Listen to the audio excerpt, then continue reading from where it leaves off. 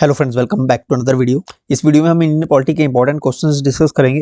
ये questions HPPSC के previous year question papers में पूछे गए थे और आपके आने वाले चाहे एलाइड का एग्जाम है, एलाइड सर्विसेज के एग्जामिनेशन की दृष्टि से भी क्वेश्चन इंपॉर्टेंट है और आपका अगर हाई कोर्ट क्लरिकल का एग्जामिनेशन है उसके लिए भी क्वेश्चन इंपॉर्टेंट रहेंगे। तो आज का फर्स्ट क्वेश्चन है, who is known as the first law officer of India?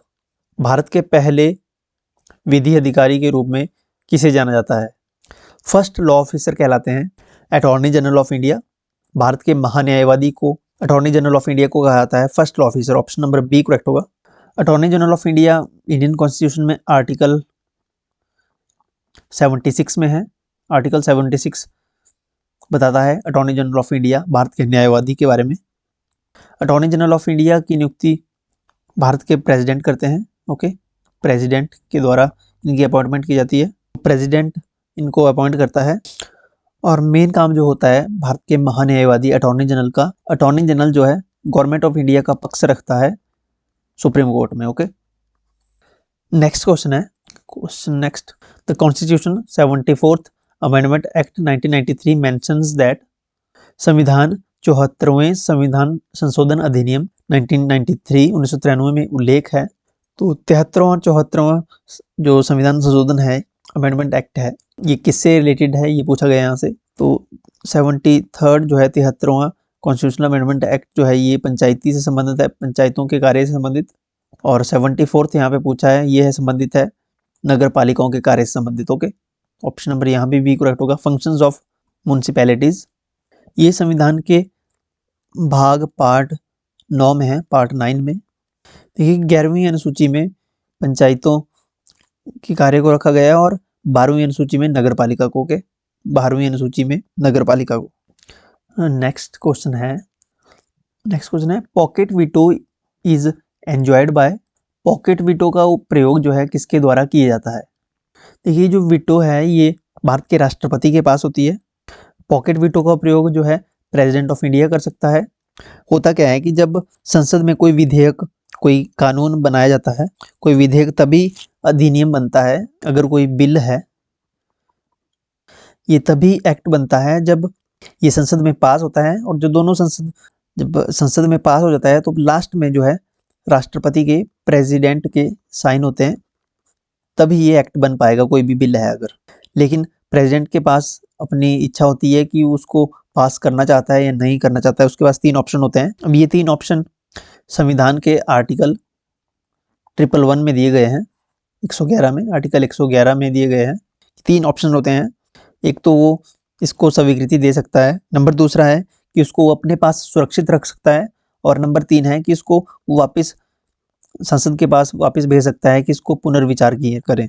Okay, तो वीटो का भी यूज करता है। तो वीटो 3 प्रकार की होती है, एक तो एब्सोल्यूट वीटो है, दूसरी सस्पेंसिव वीटो है, और थर्ड जो है पॉकेट वीटो है।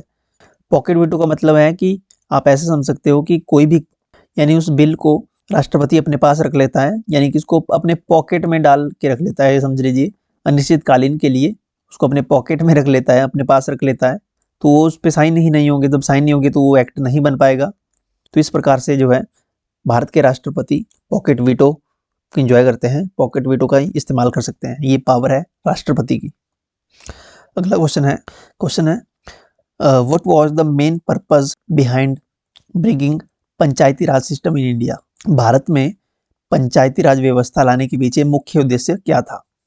To prevent criminalisation of politics, राजनीति के अपराधीकरण को रोकने के लिए, या निर्धनता के उन्मूलन के लिए, या स्थानीय निकायों को राजनीतिक शक्ति का विकेंद्रीकरण करने के लिए, या लास्ट ऑप्शन है चुनाव खर्च कम करने के लिए। देखिए चुनाव खर्च कम करने के लिए ये तो ऐसे सरासर गलत हो जाएगा। करेक्ट ऑप्शन होगा decentralisation of the political powers to the local bodies, यानी कि स्थानीय निकायों को राजनीतिक शक्ति का विकेंद्रीकरण के उद्देश्य से भारत में पंचायती राज व्यवस्था लाई गई है। ऑप्शन नंबर यहाँ पे सी करेक्ट होगा।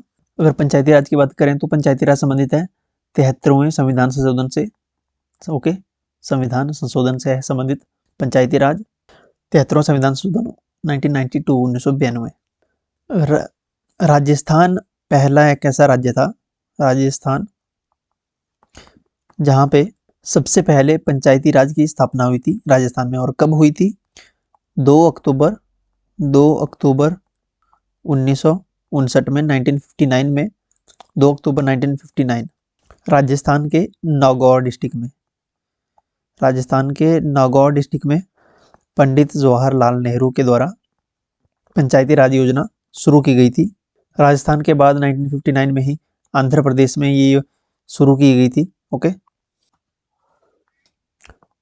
नेक्स्ट क्वेश्चन है, who is authorised to decide over the dispute regarding disqualification of member of parliament? संसद के सदस्य की अयोग्यता के बारे में विवाद का फैसला करने के लिए कौन अधिकृत है? संसद के सदस्य की योग्यता का विवाद का फैसला जो है भारत के राष्ट्रपति का होता है। फाइनल फैसला जो होता है प्रेसिडेंट ऑफ इंडिया का। लेकिन अगर एंटी डिफेक्शन लॉ, दल बदल के आधार पर अयोग्यता का मामला हो तो इसका निर्णय जो है एक या तो लोकसभा का हो तो लोकसभा स्पीकर, राज्यसभा का हो तो राज्यसभा के सभापति यानी उपराष्ट्रपति इसका फैसला सुनाते हैं। लेकिन अगर दल बदल का मामला नहीं है तो तब इसका फैसला जो है अयोग्यता का फैसला प्रेसिडेंट ऑफ इंडिया लेते हैं। ये बताया गया है आर्टिकल संविधान के कॉन्स्टिट्यूशन के आर्टिकल 103 में। आर्टिकल 103 ध्यान रखें। नेक्स्ट क्वेश्चन है, Which of the following articles deals with the grants in aid by the union government to the states? राज्यों को केंद्र सरकार द्वारा दी जाने वाली सहायता में कौन सा अनुच्छेद अनुदान से संबंधित है? तो ये मेंशन है आर्टिकल 275 में, अनुच्छेद 375 के अंतर्गत आता है। Article 275 article 275 deals with the grants in aid by the union government to the states.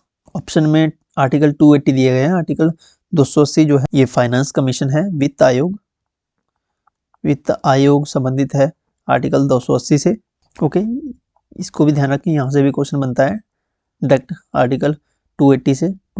Article 280 is related to finance commission. और नेक्स्ट क्वेश्चन है, लास्ट क्वेश्चन है आज का, which of the following statements are correct about Lokpal and Lokayukta? Lokpal और लोकायुक्त के बारे में कौन सी जो है कथन जो है स्टेटमेंट सही है? इनमें से 3 स्टेटमेंट दी गई है। पहली स्टेटमेंट है, लोकपाल और लोकायुक्त शब्द का संयोजन डॉक्टर LM सिंघवी ने किया था। The term Lokpal and Lokayukta was coined by doctor LM Singhvi. तो ये स्टेटमेंट बिल्कुल करेक्ट है। तो ये जो लोकायुक्ता बिल था, लोकायुक्ता बिल ये 2013 में फाइनली पास हुआ था। ये कई बार पहले भी पास होता था, लेकिन ये लोकसभा में पास होता था तो राज्यसभा में नहीं हो पाता था। तो 2013 में फाइनली ये बिल पास हुआ था लोकायुक्ता का, और 1 जनवरी 2014 को राष्ट्रपति ने इसमें सहमति दे दी थी। ओके, तो स्टेटमेंट फर्स्ट तो सही है कि इसका संयोजन जो है डॉक्टर LM सिंघवी ने किया था। दूसरी स्टेटमेंट है, लोकपाल और लोकायुक्त बिना किसी संवैधानिक स्थिति के सांविधिक निकाय है। तो ये एक सांविधिक निकाय है, बिल्कुल करेक्ट है। ये स्टेट्यूटरी बॉडी है ये। ऑप्शन नंबर बी भी करेक्ट है, दोनों करेक्ट हो गए। थर्ड है, वे एक लोकपाल का कार्य करते हैं और कुछ सार्वजनिक अधिकारियों के खिलाफ और संबंधित मामलों के लिए भ्रष्टाचार के आरोपों में पूछताछ करते हैं। ये भी बिल्कुल करेक्ट स्टेटमेंट है। इसका काम होता है, लोकपाल और लोकायुक्ता का काम होता है, जो भी गवर्नमेंट ऑफिशियल होते हैं जो भी, उनके ऊपर जितने भी करप्शन के आरोप लगे होते हैं, भ्रष्टाचार के आरोप लगे होते हैं, उनकी जांच करते हैं लोकायुक्ता और लोकपाल। ओके, तो स्टेटमेंट थर्ड भी करेक्ट होगा। तो तीनों स्टेटमेंट सही है। ऑप्शन नंबर यहाँ पे डी करेक्ट होगा। ऑप्शन 1, 2 और 3 जो है सभी करेक्ट है। Option number D. So that's it for today's video. I hope आपको वीडियो अच्छी लगी होगी। वीडियो को लाइक करें, चैनल को सब्सक्राइब करें, अपना फीडबैक जरूर लिखें कमेंट सेक्शन में। अगर आपने टेलीग्राम ज्वाइन नहीं किया है तो लिंक आपको डिस्क्रिप्शन में मिल जाएगा, और अगर आपने व्हाट्सएप चैनल हमारा ज्वाइन नहीं किया है तो उसका लिंक भी आपको डिस्क्रिप्शन में मिल जाएगा। जल्दी से ज्वाइन कर लीजिए। Thank you so much.